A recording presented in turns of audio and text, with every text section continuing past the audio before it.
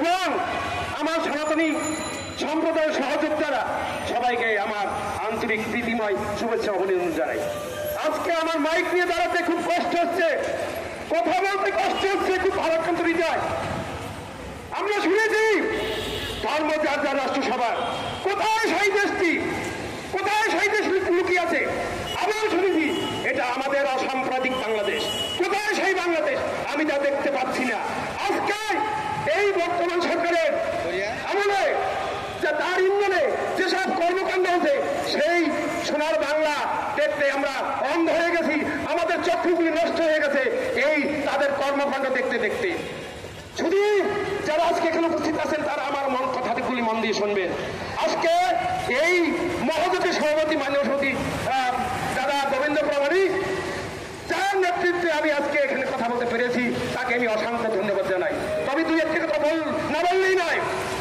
24 তারিখে আমার মন্দিরে একজন মৌলবাদী সন্ত্রাসী ইমাম সহ মসজিদে এসে আমার মন্দিরে ঢুকে, আমি তখন পূজারত অবস্থায় ছিলাম, এবং স্লোগান দিতে আসে, হিন্দুদের কোনো ধর্ম নাই, নারায়ণ কাপুরে আল্লাহ আকবার, তোদের কোনো ঠাই নাই, তোদের কোনো ধর্ম নাই, এই স্লোগান দিতে পাহাড়ে ঢালের মতো আমার মন্দিরে 500 হুজুর মুসলিম ঢুকে আমার মন্দিরে বেড়াগুলি ভেঙে ভেঙে এবং উপর্য পরিবার লাঠি আঘাত করে এবং তোরা বেরিয়ে যা, তোদের কোনো ধর্ম নাই, তোদের এই মন্দির থাকবে না, আগামীকালকে বাবরমধ্যে মন্দির থেকে মালাবে, এই আলটিমেটাম। ইতিমধ্যেই আমি অতি সাহেবকে ফোন দিই, অতি সাহেব এখন দূরে চলে আসেন। অতি সাহেব আসার পরে সে তাদেরকে বুঝিয়ে বলে, তাতেও তারা নত হননি। অতীব দুঃখের বিষয়, অতি সাহেব আমাদের সম্মুখে বলেছিলেন, আপনি যে কথাটি বলেছেন হুজুর ইমাম সাহেব সেটিকে ভেবেচিন্তে বলেছেন। ওরা এতদিন পূজা করেছে, ওরা কোথায় যাবে, কি করবে? ওরাও তো এই দেশের নাগরিক না, ওরা এর কিসের নাগরিক? ওরা ইন্ডিয়ান দালার, স্পেনের দালার, ওরা উগ্রবাদী হিন্দু। এসব অকথ্য ভাষায় গালিগালাজ করে অতি সাহেব কিছুই সামাল দিতে পারেনি। তারপরে দিনও তারা থেমে থাকেননি। তারা কি করেছেন? এই ঘটনার জেনে প্রায় অনেক 5 থেকে 600 বিভিন্ন বাহিনী, আর্মি, র্যাব, সিআইডি, এজিবি, বিভিন্ন প্রশাসন এখানে এসেছে, তারা এই মন্দিরকে পাহাড় দিয়েছে। তাতেও রেলওয়ে কর্তৃপক্ষ থেমে থাকেননি।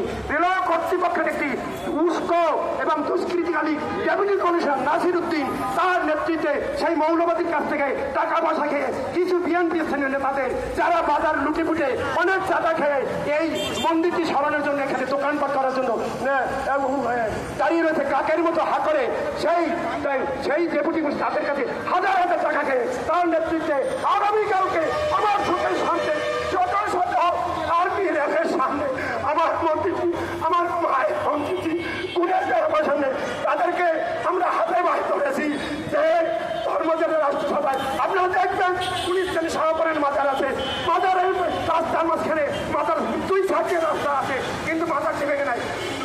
প্রতিমা মন্দিরে নিরপেক্ষ একটি ধর্মের প্রতিষ্ঠান, সেই প্রতিষ্ঠান তারা শত শত নারীকে, আমাদের মন্দিরের পূজারী নারীকে, তাদের যারা শুয়েছিল তাদেরকে উপেক্ষা করে, তাদেরকে গালিবের ধাক্কাতে করে সেই মন্দিরটি বুলডোজার দিকে ঢুকিয়ে দিতে পারছে, মায়ের প্রতিমাগুলো বাড়িয়ে বাড়িয়ে তারা ফেলে দিচ্ছে। এইভাবে নির্মম অত্যাচার। একটি মানুষ ভোট করলে এত তাদের প্রতি একটু সহানুভূতি, কিন্তু তাদের ভিতরে কোনো সহানুভূতি নেই। তারা বলছে হিন্দুরা কোনোভাবেই দেশ থাকবে, তাদের কোনো আস্থা নেই, তাদের কোনো ঠাই নেই। এভাবে আমার প্রতিমা মন্দিরকে ভেঙে ফেলছে। আমি বর্তমান সরকারকে বলবো, যার হিন্দু এইসব বর্তমান হচ্ছে, হিন্দুরা কি দেশের নাগরিক না? হিন্দুর দেশ না? যদি আমাদের পরে কোটা ন্যাশনাল আইডি হয়ে থাকে, আমরা এই দেশের নাগরিক, তাহলে কেন যাত্রা ছাড়াবে? সেই বিচারটি আমি এই বাংলাদেশের যত নাগরিকের সবার কাছে রাখলাম। এবং আমার এই প্রতিবাদটি যেন আপনারা সাংবাদিক ভাইরা সবাই একটি অক্ষরে অক্ষরে তুলে ধরবেন আপনাদের কাছে বিবৃতি। যদি আপনারা বুঝে থাকেন এই দেশটি অসাম্প্রদায়িক এবং এই দেশটি সবার, সেই ক্ষেত্রে আমি আপনাদেরকে এই ভূমিকা রেখেছি। এবং আমার মন্দির ভেঙেই তারা ক্ষান্ত হয়নি, আমার মায়ের মন্দিরটি ভেঙে তারা কেয়াকে তুলে লুকিয়ে অন্য জায়গায় নিয়ে গেছে, যাতে আমরা কোনো কিছু না করতে পারি। এইভাবে আমাদের অত্যাচার, এবং মামুরা কান্না কাটতে এখন হয়ে গেছে। শত শত army, police, army, RAB, CIT সবার সামনে কেউ আমাদের পক্ষে কথা বলেনি। অন্তত মন্দিরে মায়ের মন্দিরে ঘরটি থাক, তারাও বলছে ভাগো ভাগো ভাগো। সেই দুষ্কৃতি নাসি এই যে রেলওয়ে কমিশন, তার আমি উপযুক্ত শাস্তি দাবি করছি, তার চাকরি শাসন করছি। এবং পরিশেষে আমি বলবো, যারা এখানে আছেন, আমার এই কথাটি দুঃখের কথা শুনছেন তাদের কাছে ফিরিয়ে তুল, আমি যাতে আমার মায়ের মন্দিরটি ওই রেলের জায়গা ফিরে পেতে পারি সেই ব্যবস্থা আপনারা করুন, এই প্রতিজ্ঞা। এবং সবাইকে আমি আর দ্বিতীয় কথা লালমনির হাতে আমার পরের শীল এবং তার ছেলেকে বিনা অপরাধে 10 টাকার জন্য তাদেরকে জেল খাঁচা তাকে উপযুক্ত মারধর করছে, তাদেরকে তারা যেন অনন্ত বিলম্বে মুক্তি পায় সেই প্রাথমিকগুলো এই অবশেষে আমি সবার কাছে কৃতজ্ঞতা প্রকাশ করে আমি এতটুকু বলুন যাতে আমার মায়ের মন্দির ফেরত পায় এবং লালমনি হতে বাবা ছেলে তারা অবিলম্বে মুক্তি পায় উপযুক্ত বিচার পায় সেই প্রার্থনা করে এখানে শেষ করছি। সবাইকে ধন্যবাদ, সবাইকে নমস্কার। দাদার বক্তব্যের মাধ্যমে দেখতে পেরেছি যে কতটুকু।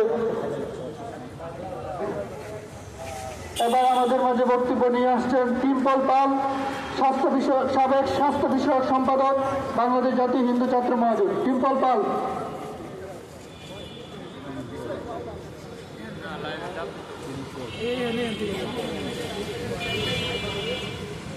নমস্কার সবাইকে। দুঃখবার একটা মনে এখানে দাঁড়াতে হয়েছে। আপনারা কি জন্য দাঁড়িয়েছি যে বিগত সরকারের আমলে যেভাবে হিন্দু নির্যাতন আপনারা দেখেছেন, বর্তমান সরকারের সময়ও সেম ভাবে আমরা হিন্দু নির্যাতন দেখতেছি। আমরা কি ছাত্র আন্দোলন কি এই হিন্দু নির্যাতন হওয়ার জন্য করেছিলাম? এই সরকারের অন্তর্বর্তীকালীন সরকারের কাছে আমাদের প্রশ্ন, আমরা কি হিন্দু নির্যাতন হওয়ার জন্য বর্তমান সরকারের আমরা আন্দোলন করেছিলাম? গতকাল আমরা গত 2 দিন আগে আমরা সর্বজনীন দুর্গা মন্দিরে আমরা শুনতে পাই যে একদল উগ্রবাদীরা গিয়ে ওখানে মব সৃষ্টি করে এবং কি 12 ঘন্টার আলটিমেটাম দিয়ে আমাদেরকে মন্দির